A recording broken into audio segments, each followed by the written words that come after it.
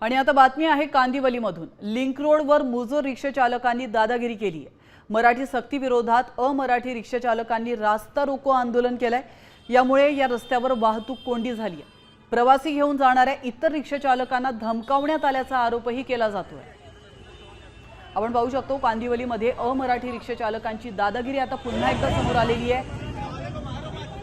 तर लिंक रोडवर मुजोर रिक्षा चालकांनी दादागिरी केली आहे। मराठी सक्ती विरोधात अमराठी रिक्षा चालकांनी रास्ता रोको आंदोलन केलंय। यामुळे या रस्त्यावर वाहतूक कोंडी झाल्याचं आपण या दृश्यांच्या माध्यमातून पाहू शकतो।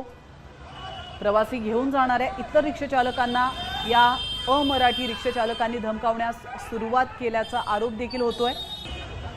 याविषयी अधिक माहिती देण्यासाठी आपले प्रतिनिधी संजय गडदे आपल्यासोबत फोन लाईन वरून जोडले गेलेले आहेत। संजय, अतिशय धक्कादायक हा प्रकार म्हणावा लागेल। अमराठी रिक्षा चालकांची मुजोरी पाहायला मिळते।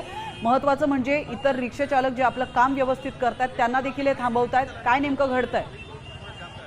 नक्कीच मागील 2 दिवसापासून मुंबईत जे आहे ते मराठी सक्तीचा कायदा लागू करण्यात आलेला आहे। जे रिक्षा चालक असतील, टॅक्सी चालक असतील त्यांना मराठी अनिवार्य आहे।